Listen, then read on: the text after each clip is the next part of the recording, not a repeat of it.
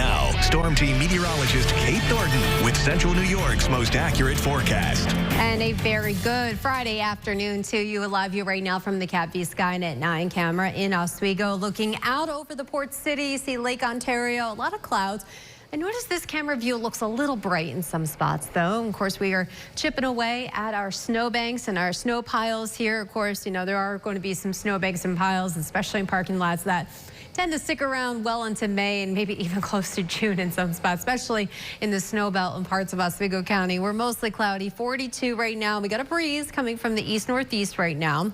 Nothing really too gusty, and we are fairly dry. A lot of clouds, but still just hanging on to a little bit of some mist and drizzle in parts of Cortland and Shenango counties.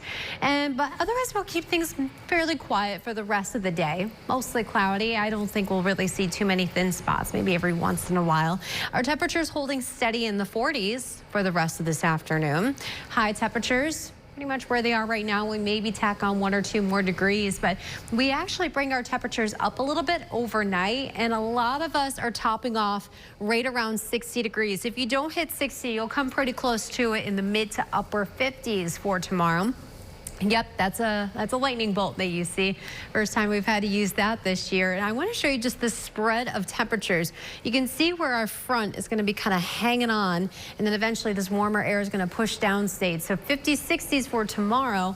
40s and 50s for Sunday. It is a touch cooler, but then we're going to bring things back up for the start of next week. So Timecast is showing plenty of clouds, but pretty quiet for the rest of the day.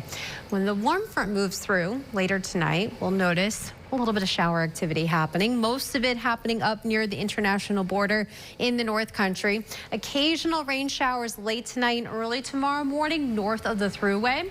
If you are running the Shamrock Run tomorrow morning at Tip Hill, the road still may be a little damp out there, but should be dry. Even some sunshine out there, and temperatures in the 50s. Not bad, you know, considering usually this race we're wearing many layers, but it is going to be quite windy tomorrow. You see those breaks of sun, the sunshine, the wind, that's what helped gets those highs into the 60s. The record tomorrow is 68, so we'll see what comes of that. But I want to point out the yellows and the oranges on here. So that's signaling the chances of thunderstorms. That's with the cold front that moves through.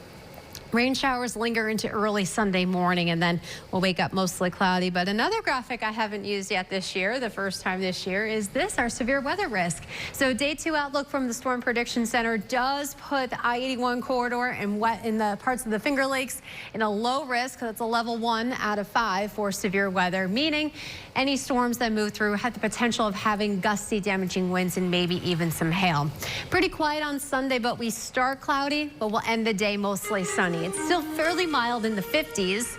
And then we have 60s on Sunday. Sunday is looking beautiful right now. Then we're going to slowly bring those temperatures down through the 60s and 50s and eventually end in the 30s with some snow by Thursday morning. We're talking. Download the WSYR Plus app on your TV to stream News Channel 9 for free. Just go to your smart TV, search WSYR Plus in the App Store, and download to start streaming today.